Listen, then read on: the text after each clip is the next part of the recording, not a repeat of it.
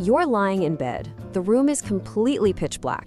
You are exhausted to your very core, yet your eyes are wide open, just staring at the ceiling. We've all been there, right? But what's actually happening beneath the surface when this occurs?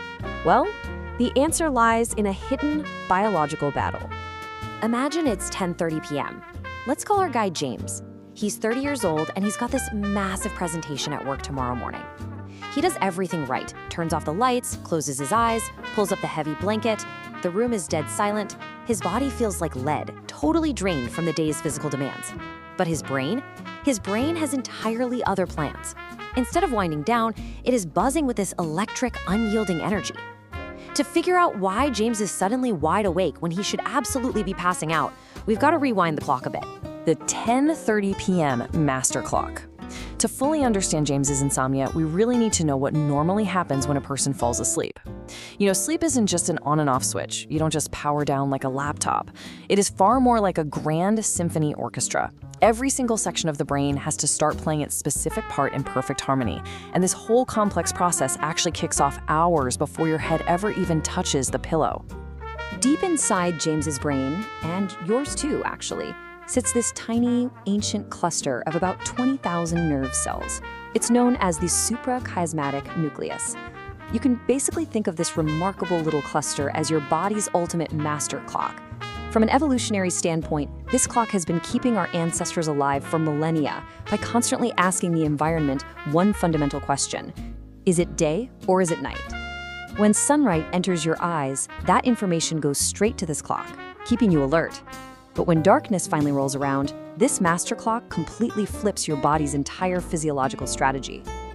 As soon as that vital darkness signal registers, the master clock sends a direct, urgent message to a small gland near the center of your brain called the pineal gland. The instruction is super simple. Hey, it's nighttime. The pineal gland immediately responds by releasing a chemical you've probably heard of, melatonin. Now, a lot of people mistakenly call melatonin the sleep hormone, but that's not exactly how it works. Melatonin doesn't magically force you to sleep. Instead, it acts entirely like a stage manager in a theater. Just as a stage manager doesn't act in the play themselves, melatonin doesn't actively put you to sleep. It just dims the house lights, pulls back the curtains, and tells your body that the environment is perfectly suited for the sleep actors to finally take the stage. So as melatonin floods James's system, his body starts physically preparing for rest. It's this beautiful cascading process. First, his core body temperature drops just a tiny bit, making those cool sheets feel so welcoming. His heart rate begins to slow down into a steady rhythm. Blood pressure falls, his breathing becomes much deeper and calmer, and that lingering tension in his shoulders and muscles finally begins melting away. Step by step, James's brain is gently shifting his entire physical being from daytime alertness to nighttime restoration. If things go according to plan, he should be completely out within minutes. The blue light sabotage. But here's where the plan completely falls apart. James is lying there totally relaxed, and then he makes a fatal error. He reaches over to his nightstand and grabs his phone. He tells himself it's just for 5 minutes to check one last email or scroll a feed before he drifts off. But the exact moment he unlocks that glowing screen, a profound biological disruption occurs. He has unknowingly initiated a cascade of sabotage.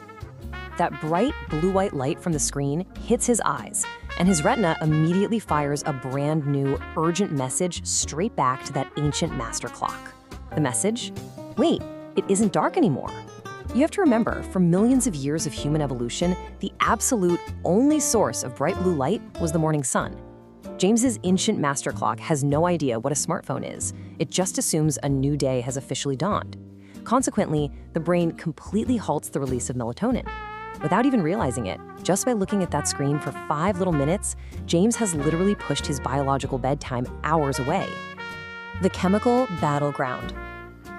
Okay, so James finally puts the phone away, turns over, and closes his eyes again. But the damage is done. Now his mind begins to race. Suddenly, he's agonizing over tomorrow's big presentation. Then he remembers an unpaid electricity bill. Then his brain starts replaying that incredibly awkward conversation he had with a coworker last week. Why is this sudden anxiety happening? Because in the total absence of that calming melatonin cascade, another powerful biological system has quietly stepped in and taken control of his body. His sympathetic nervous system awakens. You probably know this better as your fight or flight system. Evolutionarily speaking, this system was strictly designed for acute survival, to flood your body with energy so you could physically run away from a predator in the wild. But it doesn't only trigger in the face of physical danger. Stress, anxiety, overthinking, and even just worrying about the fact that you aren't sleeping, all of these activated. James is lying safely in a comfortable dark bedroom, but his body is behaving as if there is a literal tiger at the door. Epinephrine and other stress hormones flood his system. His heart rate shoots up, breathing accelerates, his jaw clenches, and his brain becomes hyper-alert. It is exactly the opposite of what sleep requires.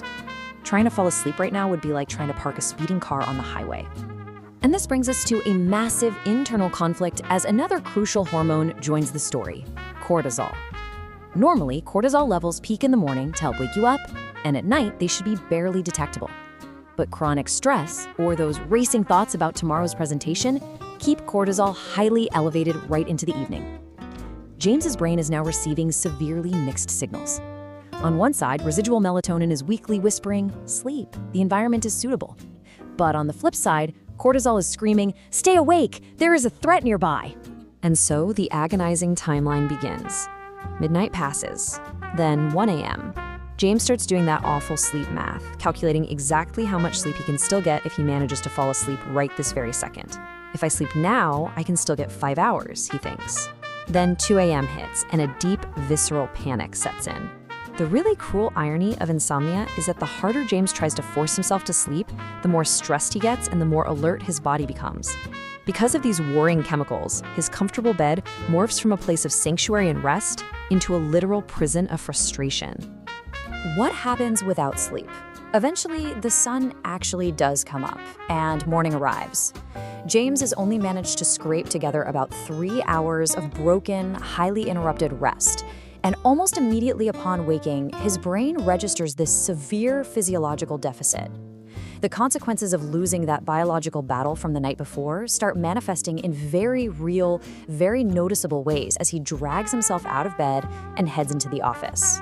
The absolutely crucial point here is how this severe lack of sleep splits its devastating impact right down the middle of different brain regions. Take the prefrontal cortex. That's the logical, calculating, thinking part of your brain.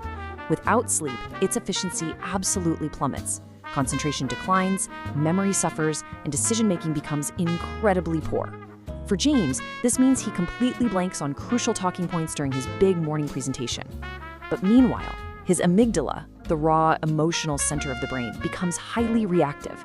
Because of this imbalance, when a coworker points out a minor typo in his slides later that afternoon, James completely overreacts and snaps at them. This stark contrast perfectly explains exactly why poor sleep turns us into cognitively clumsy, emotionally fragile versions of ourselves. Now look, obviously one terrible night of sleep like James just experienced isn't going to permanently ruin his health.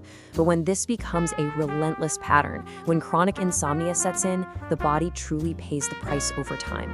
Chronic insomnia severely impairs your immune function, making you far more susceptible to every passing cold.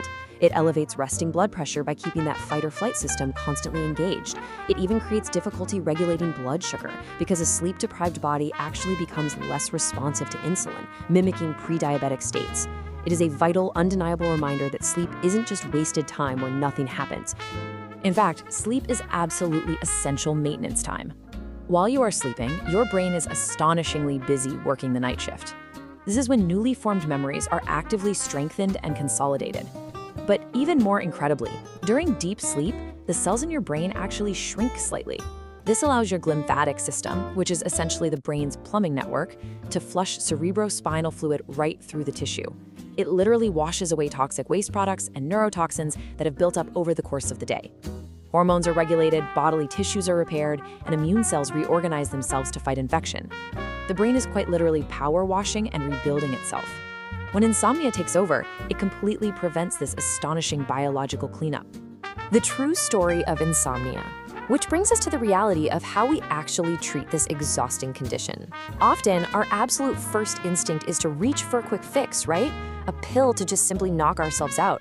But we have to look far deeper than that. While some medications and sleeping pills can certainly help people lose consciousness in the short term, they don't always recreate the exact same natural restorative sleep architecture, like that deep brainwashing cycle that normal biological sleep provides. They aren't the whole answer, because they often just forcefully mask the chemical conflict happening underneath.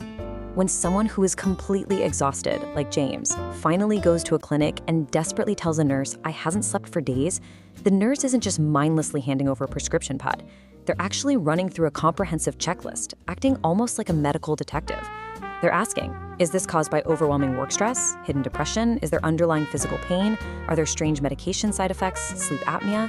Could it simply be too much caffeine in the afternoon, or maybe a few glasses of wine before bed?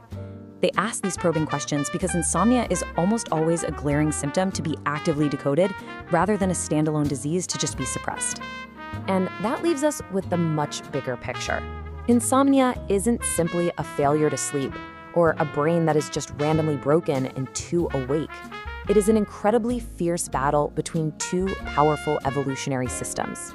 Your ancient biological clock is pleading, "It's night, shut down," while your survival-driven stress system is screaming, "Something isn't safe, stay vigilant." Sleep is, at its very core, an act of total biological surrender. Until those two warring systems agree, sleep will always struggle to begin. So, the next time you find yourself staring at the ceiling at 2 a.m., the question you shouldn't be asking is, "Why can't I sleep?" But rather, is your brain receiving the right instructions, and does it feel completely safe enough to finally let go?